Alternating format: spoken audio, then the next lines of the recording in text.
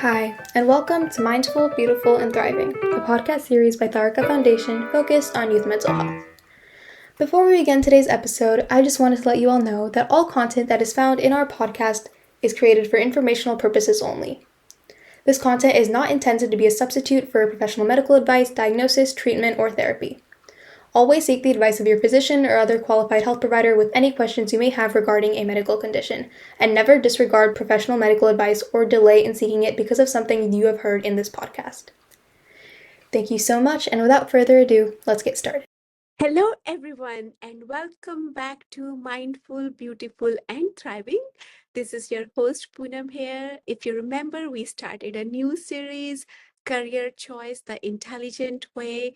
Today, you are going to listen to the second podcast recording of this series. If you did not get a chance to listen to the first one, I highly recommend checking it out because in this series, we are going to discuss many tools and conversation that matters most to parents raising kids in a world that is changing faster than ever. And today's topic is future proofing your career, navigating trends, and embracing change. And while that may sound like something for the working world, it's exactly the kind of topic parents need to understand when guiding their children, educational and career journeys. Our guest, Dr. Sweta Adatia, a neurologist and the author of the incredible book, Future Ready Now, Neuroscience Based Career and Life Design. Her work blends cutting edge brain science with practical guidance to help families prepare for the future with clarity, confidence, and calm. Dr. Shweta, welcome. I know so many parents listening are going to benefit from your unique lens on education and work. Thank you again. Thank you, Punam, for bringing me here. And thank you to all of you who have been listening. I love technology. This is the way where we can reach each other miles apart. So I live in Dubai and you can be anywhere. So greetings to you across the globe. Thank you, Dr. Shweta. So let's be thinking about future career trends right now, even when their kids are still in school. Beautiful question. Let's go back a little bit to our own careers. You are now a software engineer. Would you have even dreamt of doing that in your school days? Not at all, doctor. So I was very good at singing, dancing. I was always on the stage. I did not even know computer engineering or, that time growing up, I did not even see computer. And it was an accident in my, after my undergrad. I did not know what to do. One of my very good friend's brother was a hardware engineer and he recommended, hey, computers are becoming hard part of life. Why don't you check it out? That's how I went into this field. Otherwise, growing up, I did not know what to do. Exactly, right? So most of the times the way we pick up our careers is either peers, somebody come and tell us that, hey, why don't you try this? Or what we look into our parents. So for example, if I'm a 13-year-old and having two medical parents in the family, obviously I see medicine as the only way to survive, medicine as the way to be. And then if I have a best friend, I may be interested in medicine, but if my best friend is going into fashion, because I want to be with the friend. It's nothing to do with the fashion. Because I want to be closely tied up with that friend, I would choose fashion. So the way we choose our career paths early on in life is completely non-scientific. Unfortunately, it is only based on what is being talked about, what does the teacher, whatever the teacher teaches the best subject, and whichever teacher we like the most is what a kid would be more inclined to do. Now, if you interview a lot of kids right from 8 years to 12 years, and this we have done it over and over and over and over again, you'll be surprised to know that there are only 3 or 4 professions which attract them. Even in today's time, when you have chat GPT and you have all the fancy AI stuff which is there, either they talk about being a teacher, because that is what they see back and forth, all the time. The second is pilot. Somehow this aerospace and that just attracts them. Astronaut, most of them will say, I want to go into the space and work as an astronaut. Medical doctors, because they may be sick and they go to their doctors, and that is how they get influenced. And then we forget all the 800 odd or 900 odd careers, the options that we have, because of the way in which the brain operates. Now, there's a very nice, beautiful red car theory in neuroscience. For example, I want to buy a red car. The day I decide to buy a red car in the Dubai roads, let's say I'm going onto the highway, Sheikh Zayed Road, every other car I will see it as a red. Now, those red cars were already there, but it was not in my conscious attention. It was when it came into my intention, it came into my conscious action. That is how I'm seeing red cars all over. Exactly the same way. There are so many careers, so many pathways, but the child would not be able to see that, neither the parent, because it's of that continuous one or two things which they are seeing. Now, I think this is what we have to change. The very first thing is educating yourself as a parent, as a kid, to understand. And so we call it in the My Limitless Brain framework. So the entire framework is a beautiful framework by which the parents sign up. They get to understand the brain of the child. They get to understand their brain. They get to understand the dynamics, and they get to understand the tool called the career consciousness expansion. So how many careers are there across, and then you start to relate what are the interests, what are the brain's preferences. But if I'm not aware, I'm not even sure what it is entailing, how will I even make it as a choice? Now, a lot of cryptocurrencies and the digital frameworks and a lot of fundamental changes are happening at the technology level, but the child has zero knowledge about all those things, right? The exposure is very limited, and hence you see doctors parents, the doctors children going into medicine, the CA parents having the child doing CA, etc., and all. But I feel that when they are young, 12 years old, 13-year-old, when they get exposed to so many subjects, I love the new curriculums. I love the American curriculum, the British curriculum, the IGCSEs, the IBs, because they allow them to get exposed to multiple subjects, which is the very first thing where you are opening up that little window to that consciousness, where you say, oh, there's also something called design, there's something called design technology. Oh, there's also something called fine arts. There's something called physical education. So when they start to understand those subjects, they start to get exposed to them in real life. So it is our job as parents, as teachers, as coaches, to make them understand in a fun way, in a very loving way, all the careers which are available across the world. At least that red car theory we have to eliminate. Then comes the next thing is, sit with them, have a dialogue. It is very important and prudent for the parents to spend some time. You should never be in that race of the demand supply and then the job and everything, because we do not live in industry 1 and 2 and 3 where everything was linear. Everything had a beginning and an end. Everything was predictable. Everything was predicted. In today's time, we do not live in these linear world. So even if I take an X career, I suddenly may land up doing a Y job, and I may have an increment or a money which comes from a Z effort, which is not interlinked and related at all. So when I have so many opportunities, why should I be feeling less abundant or less educated or suffer that, oh, it's time to now, choose all the careers? Because if you look at it scientifically, it's a very, very simple and a mathematical formula. So in the book, we have given a pyramid. There are 7 layers to this pyramid. In fact, the book's chapters also go into exactly those 7 layers. The very first base, which we spoke about in episode 1, is self discovery. The second one is expansion of this career consciousness. Then the third one is flow and grow, building the strengths and the weaknesses we talked about.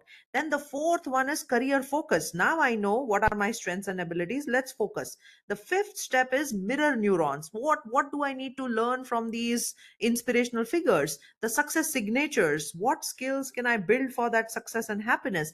And then comes the final success and happiness. So each of the layer or each of that step in the pyramid is fundamentally designed in a neuroscientific way.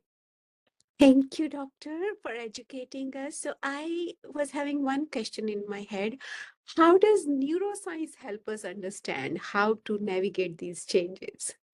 So brain, let us understand brain from a little bit of a fundamental this to it. Although every single brain is unique, but there are certain fundamental features which are the same for all of us. So when I look at a brain, and the beauty of the brain is I can remove the brain, I can dissect the brain. We have known so much about the brain, and still it's just a couple of percentage into the vastness of what this complex organ entails. So I have a left side of the brain and then a right side of the brain. Now, many years back, there was a scientist named Dr. Sperry. Now, he was trying to treat people with epilepsy. Epilepsy is nothing but fits or seizures.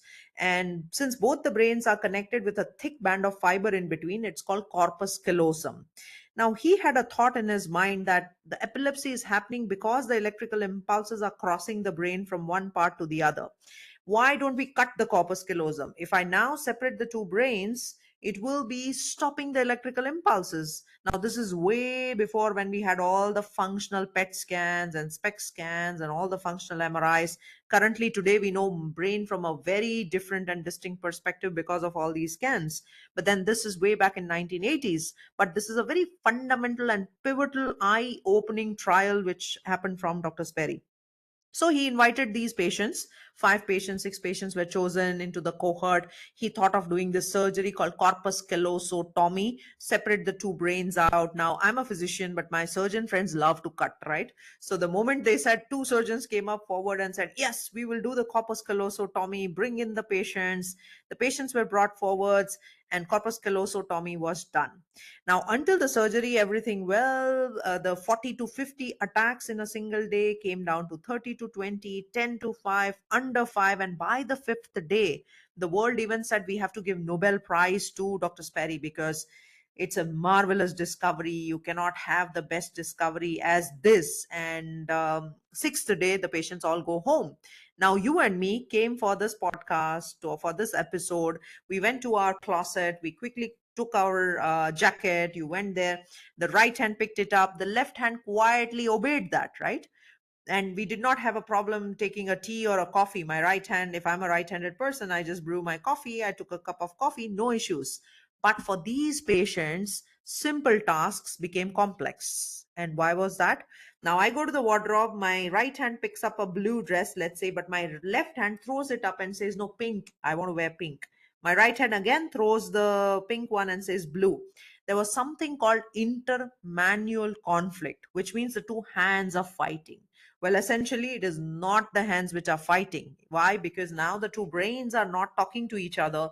They are separated out. So my right brain puts its foot forward and wants everything its way. And then my left brain also says, no, everything will happen my way. So that is how this entire concept of this whole brain thinking came up. Then obviously a lot of psychologists got interested in this. Dr. Sperry spent 2 decades studying every single preference which is coming from the right brain, every single preference coming from the left brain. And it's not just left and right, there is also the upper brain and then a deeper brain, also called the lower brain or the limbic brain. So when the brain is growing, we have two inner sides and then the two outer sides, which takes the shape. Now, Dr. Sperry, when he worked with these five patients over and over, again with multiple repeated experiments, the psychologist felt that, wow, this is a great science, that there is some things which are happening from the right hemisphere, some things which are happening from the left. For example, largely, I'm a right-handed person. If you are a right-handed person, 95% of our speech is located on the left side. When I want to see a visual stimuli coming from the left, my right sided posterior part or back portion of the brain would be fired up or lighted up. Now, these were some of the observations which Dr. Sperry put forth. And that is where the preference, or the brain's thinking preference, was born. Now, when Dr. Herman came into picture, he started to hook up people with EEG, electroencephalogram, in GE, General Motors. He started to also find something very similar. He says, if I am thinking only from the right hemisphere, largely, dominantly, because obviously the corpus callosum is intact, my impulses are flowing from one brain to other. But if I'm largely dominant in right, I would be a little more creative, with an artistic flair, would be very comfortable talking to people, would have lots of ideas, would be very innovative, would be let going, would be a little forgiving. But at the same time, if I'm slightly towards the left, I am likely to be more linear in operations. I would like data. I would like to study it in details, would be a little analytical. So when all these features came out, and then a lot of, again, back and forth work went into this process. So there's something called the dominant brain science which was formed, which means you as Poonam or I as Shweta will have certain parts of the brain, because of the repeat use, becomes dominant. And my behavior, communication, the way I talk to people, the way I do my tasks gets derived from that. And then obviously came a lot of pop neuroscience. Oh, I'm left brain, and then oh, I'm right brain. We are wired actually together, but the dominant part leads our life. So if I am right dominant, I am likely to be more comfortable in communication, to likely to be more innovative, likely to test new different foods, love to experiment, love to innovate, love to cross the borders, not be restricted, have out of the box opinions, etc. So this is fundamental to also the tools that we use in the limitless brain framework, and the entire future ready now is also based on that. Now the beauty of this wiring, and that is what fascinates me, is around the age of 13, just when the child goes from 12 to 13, that consolidates, which means it's hardwired. So if my child has the preference which is more to the right, I am likely to have that child with all the behavioral nuances of the right brain for life, for good, unless it is consciously changed and I have whole brain skill developed. Now that is the ultimate goal. I don't want to drive the car with only rear mirror. I don't want to drive the car only with front mirror. I want the balance. I want all the four wheels, all the upper brain, lower brain, right brain, left brain of my car of life balanced in skills, not in preferences. So, and the beauty is, whatever is my preference, I should be utilizing it to the maximum. And how is it done? Very simple assessments, 20 to 30 minutes of assessment for the parent, and for the kid leads these kind of amazing discoveries. That's amazing, doctor, what you explained. So, what I learned, yes, there is a natural inclination, that wiring part is there, and science is telling us that. But with our conscious efforts, also we can relearn, rewire, reinvent, right? So, but it's a good idea to know what is your natural inclination, as you explained. There are tests, there are quick things which parents as well as kids can take. But I wanted to ask you another question. We talked about world is changing. So what are the key skills today's children and teens they need to develop so that they are not lost in this fast-paced changing world? Beautiful, beautiful question. See, hard skills, a lot of hard skills, such as accounting, will be done by the computers. AI is going to take a lot of writing work. Now, the moment that somebody is talking about a poem, there's a doubt which creeps in. Is the poem written by the person, or Chat GPT has written, right? Now, this was not the case early on. Last week, I had a patient in my clinic who was 16-year-old, and she came to me very anxious and said, I'm very upset with my teacher. And I said, what happened? The teacher failed to believe that I wrote that entire essay. The teacher kept on saying that it is AI driven, and she got upset at that. She says, but I have written it. Every single word is mine. So this is the era which we are going to live in. So a lot of redundant tasks, monotonous tasks, tasks which needs a lot of calculations, etc., and all will be taken care. But what will not be taken care? Now, let's assume that if I am doing a data task, which generally would take me 6 hours, but with the help of the right tools, I collapse that into 1 hour. What am I going to do for those 5 hours?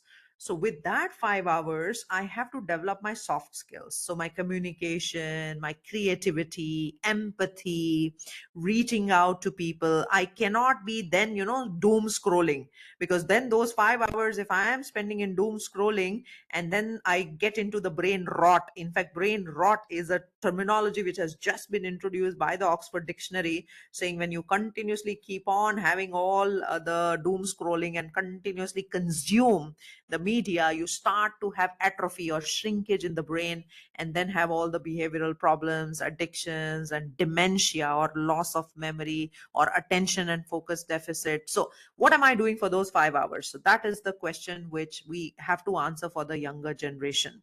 So we have to be mindful that we not just have to work on their hard skills and the core. So I call it the hard skill as a core skill, and then small little satellite skills, which allows them portfolio careers, 3 or 4 careers where they feel happy about, earn good money, have a decent life, and make a mark for themselves in the world. But at the same time, build the soft side of it, where they have empathy, creativity, communication, passion, commitment, self discovery, inquiry of who am I, having a spiritual, psycho spiritual inclination, and then that becomes sort of a balanced and a wholesome individual, which we have much, much more capabilities and much more time flexibilities than what we had in the good old days. Dr. Shweta, if I tell you what I know from software engineers, they think soft skills are hard, right? So, but for Yes. uh, I am there at my current company for almost 25 years. I'm celebrating my Wow. 25th anniversary. But why am I there? Because not because of my IQ, but because of my EQ, right? Like Beautiful. the way you're explaining, those soft skills are so crucial to thrive in today's world where machines can do everything, but we are having less humanness at our Absolutely. workplace, right? Even in our Absolutely. society. So I think those soft skills, the value-based thinking you're sharing, that even you talked about little bit about spirituality. I think that's the way we need to move forward in this ever fast changing world. But at the same time, I wanted to ask you another questions. What are some practical ways parents can help their children become future ready? So we have four pillar approach, so in the My Limitless Brain platform that we have currently as well, if you go to www.mylimitlessbrain.com, we have four pillars to this entire thing, because we don't, yes, it's good to know everything, but then what are the hardcore steps that you take towards it? So the four pillars are: first is discover your potentials, your children's potentials, and complete the family dynamics. Discover. Second is direct. Then start preparing the lists of what can the child be directed towards. The third is develop. Let's develop what is the strength, what we talked about, the flow, and also develop the grow. And the fourth, may most important, which is my favorite, is drive. We need to create a community. We need to create the inspirational cohorts where we learn from each other. So we are coming up with this labs, which includes intuition lab, mental fuel lab, lab for technology of tomorrow, and soft skills such as communication lab, because all this makes the human a human. And if we are in the process of this discovery, direction, developing, and driving right from the early age, unfortunately, because a lot of schools are not doing it, a lot of schools are doing it, and that is great, but a lot of schools are not doing it. So we as parents have to take up that initiative, and then start working from the age of 13 onwards, and start to get them into this process. And you spoke about EQ. I strongly feel that AQ, adversity quotient, creativity quotient, CQ, SQ, spiritual quotient, IQ, of course, intelligent quotient, and I also have another thing at IQ, intuitive quotient.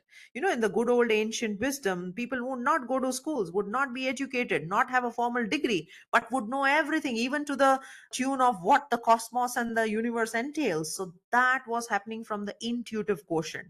So all this SQ, CQ, AQ, intuitive quotient has to be built by appropriate taking out the time, understanding the formulas, and then giving giving that environment, making sure that children go to such kind of camps, making sure that experiments happen at home.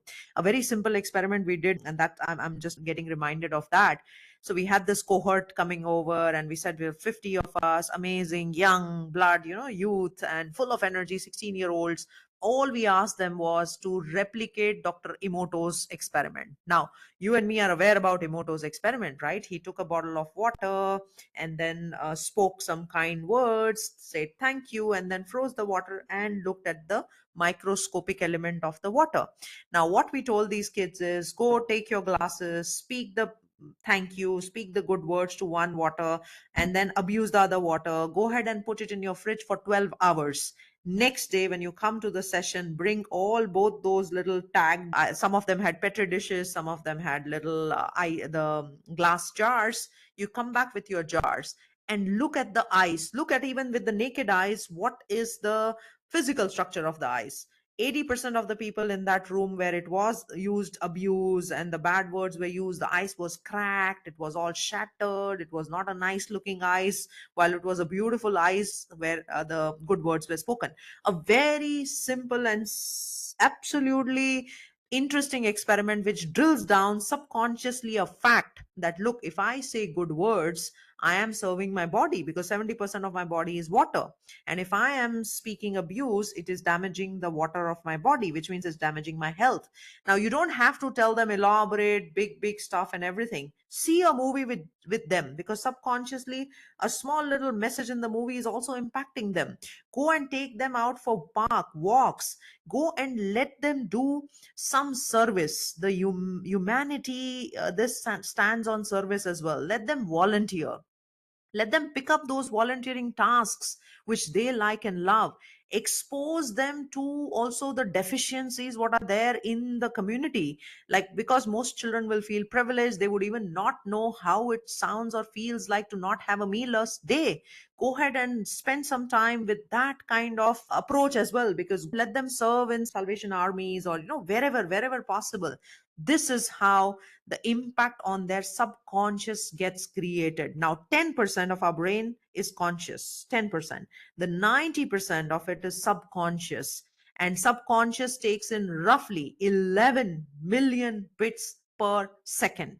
The conscious, as you and me are talking and somebody is listening, is only 50 bits per second. So, whatever the child is getting exposed to, and thanks to Instagram, all the people come and tell, I have childhood trauma, I have attention deficit. So my childhood trauma, yes, we all will have certain traumas, because all the subconscious is just, it's like a relay which is happening layer by layer into that subconscious. Are we spending enough time to work on those subconscious patterns? Are we giving enough opportunities for that subconscious to surface into the conscious as parents to our children? So that is all what has to be done. Sometimes play video game with your children as well. Through the video game, let video game become a medium of some good values. So it's always, you have to find out innovative ways by yourself. There was a study which was done, huge study, and I love this study because it was the longest study in the history of parenting. There was a study which was done in UK. 70 years people were followed up. After 70 years, what they found, that there were three fundamental factors which was good parenting standards, where the children grew up well, everything was fine, their values were amazing, they were great human beings, they did very well, they were successful, they were happy. What were those three things? Very interesting. The one was, obviously, when there's a lot of poverty in the early age, that becomes a deterrent factor, because you want means, you want to give them enough stuff around so that they build their brain in the early age. Second one was a bedtime routine.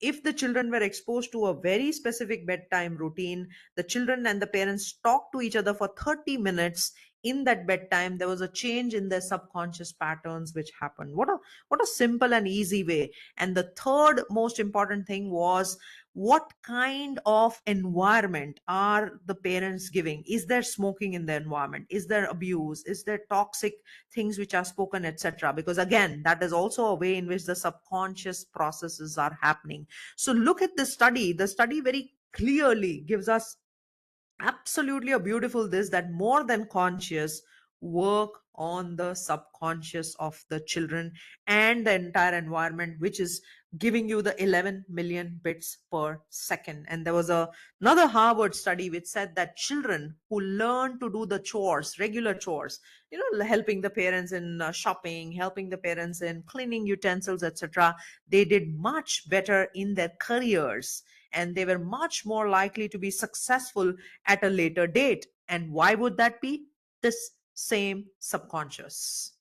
Wow, Dr. Shweta, this has been such an empowering conversation. Your message brings both clarity and calm to what can feel like a chaotic moment for parents, but you are explaining us, go back to basics.